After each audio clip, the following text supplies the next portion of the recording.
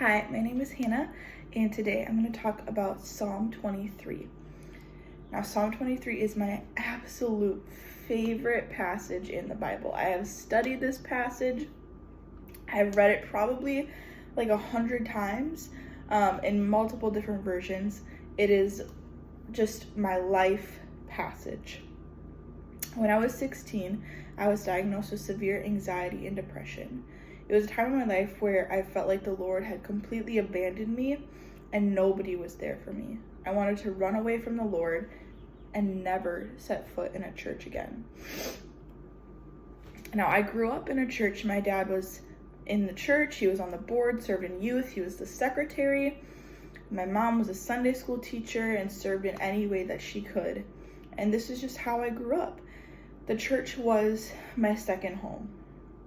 And so I always knew the Lord, and I knew who Jesus was and that he died on the cross for me. I knew that he loved me, and I was even baptized when I was 9 and probably said the salvation prayer the first time when I was like 5. And for a long time, I thought that I had a relationship with Christ. It was when I started middle school that all started to change. Now, there was a big event that happened at my church that it made me see the church in a whole different view and a whole different side to the people of my church. It was around my freshman year when I started to live two very different lives. One was this church girl who served in kids every Sunday, went to youth group every Wednesday. And then at school, there was a party girl who would show up to church hungover on Sunday and was thinking about walking away from the Lord completely, but wasn't going to tell that to anybody. Through all of this, I felt awful. My body was feeling terrible. My mind was awful. I was around this time when I got diagnosed with anxiety and depression, and I just felt like the Lord would never love me. Yet, this is the passage that I would go to in moments when I just couldn't believe what my life was, and I couldn't see the love of the Lord. I would read, "The Lord is my shepherd, I lack nothing. He makes me lie down in green pastures. He leads me beside quiet waters. He refreshes my soul. He guides me along the path for his name's sake. Even though I walk through the darkest valley, I will fear no evil, for you are with me. Your rod and your staff, they comfort me. You prepare a table in the presence of my enemies. You anoint my head with oil. My cup overflows.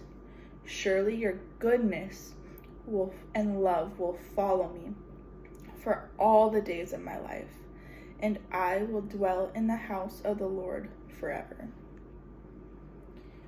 When I started having panic attacks and just feeling like nobody was there, this was the only passage that I could say to myself over and over and over, and I would feel peace, this undeniable peace in my soul.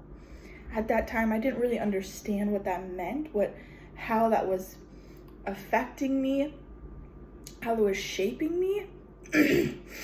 But I would just imagine these green pastures. I grew up on a farm, so I can imagine these green fields. And I would just imagine the Lord taking my hand and laying down and just saying, "Breathe, peace." I can imagine the Lord taking my hand and leading me to a small brook in the woods and allowing me just to sit with him and listen to the waters as they would calm my soul. I want you to close your eyes and picture a place where you feel the most peace and rest. Maybe that's in your bed, maybe a comfy chair in your house. But whatever it is, I want you to imagine being there with the Lord and him saying, "Be still and rest with me." It goes on to say in the second half of this that his goodness will go with you wherever you go. In the highest stress moments of your life, he's there with you. When you are at work and there's so much to do, you feel like nothing can get done on time, and people are pulling you left and right, He's right there with you. The next time you're feeling overwhelmed or anxious, open this passage and read it out loud as a promise that the Lord has given to you. Just close your eyes and remember that He's always right there with you.